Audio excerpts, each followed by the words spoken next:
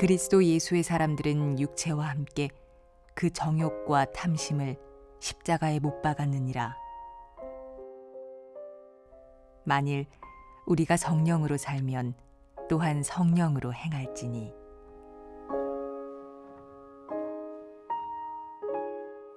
안녕하세요. 나들목교회 김영국 목사입니다.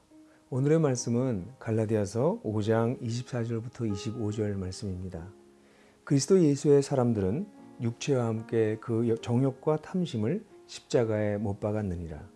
만일 우리가 성령으로 살면 또한 성령으로 행할지니. 여러분, 우리 그리스도인들이 평상시에 쓰는 말들 가운데 사실은 성경적이지 않은 표현들이 가끔 있어요. 아니, 사실 자세히 살펴보면 참 많이 있습니다.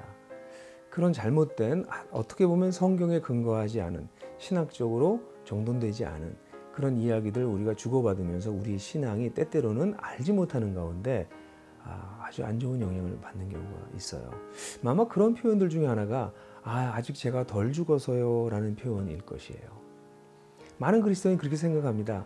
나를 참 죽여야 되는데 내가 안 죽어서, 안 죽은 나를 이거 어떻게 할 줄 모르겠습니다.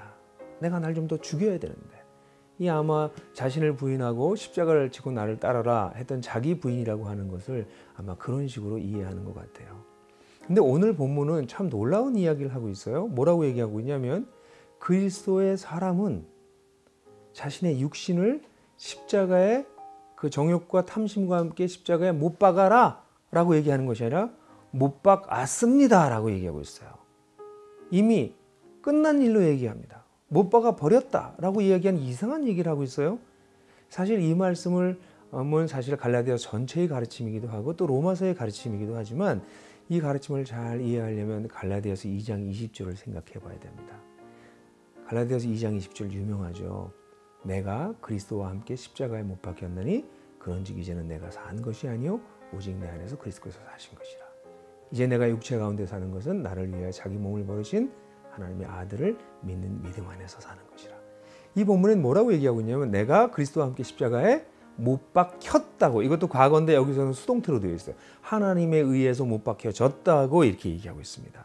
그리스도인은 어떤 사람입니까? 이 본문도 처음에 시작할 때 그리스도의 사람은 이라고 이렇게 표현하고 있죠. 이 표현은 그렇게 번역할 수도 있고 그리스도께 속한 사람은 이라고도 표현할 수 있어요.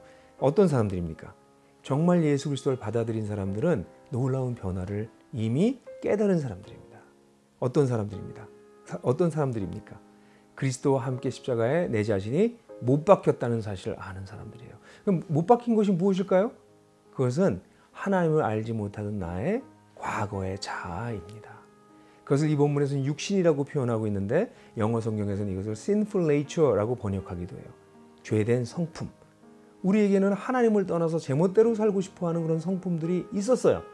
근데 그 성품이 예수 그리스도와 함께 어떻게 됐다고요? 십자가에 못 박혀졌습니다. 그것을 받아들이는 사람들이 그리스도인들이에요. 우리가 이미 그리스도와 함께 죽었기 때문에, 십자가에 못 박혔기 때문에, 그래서 우리가 하나님 앞에서 새로운 신분의 사람이 되었다는 것을 놀랍게 받아들이는 사람들이 그리스도인들이에요. 그러므로 그리스도께 속한 그런 사람들은 이제 하나님께서 우리를 위해서 이루신 놀라운 일을 근거로 그것을 믿음으로 받아들였기 때문에 어떻게 합니까? 실제로 내 속에 있는 이 죄된 성품, 이 육신을 십자가에 놔도 못 박는 것입니다. 더 이상 그것을 따라가지 않겠다고 결단하는 것입니다. 그래서 여기 육신이라고 한 표현을 잘못 이해해서 먹는 거, 마시는 거, 정당한 우리 육체의 욕구가 다 죄라고 생각하는 건 그렇지 않습니다. 이 육신이라고 하는 단어는 특별히 죄된 성품을 가르치는 말씀이에요. 그래서 이 죄된 성품은 우리에게 탐심을 일으킵니다. 우리에게 옳지 못한 욕망을 일으켜요. 이런 것들이 이미 예수 그리스도와 함께 죽었다라고 하는 사실을 인정하는 것, 그것을 받아들이는 것, 그게 그리스도인입니다. 놀랍게 그 다음 구절은 성령님을 얘기해요. 뭐라고 얘기하고 있냐면 갑작스럽게 말씀하는 것 같지만 만일 우리가 성령으로 살면 성령으로 행할지니 이런 말이 나오는데 성령으로 산다는 것이 무엇입니까? 바로 내가 그리스도와 함께 십자가에 못 박혔다는 것, 내가 나의 육신을, 나의 죄된 성품을 십자가에 못 박아 버렸다는 것, 그 사실을 인정하는 것이 성령을 따라 행하는 것입니다.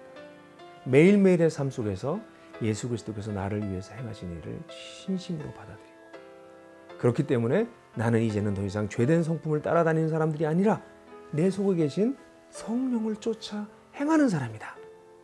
그래서 성령을 쫓아 행하는 삶을 사는 것이 그리스도인의 삶이에요. 그것이 진짜 구원받은 사람들의 모습인 것이죠.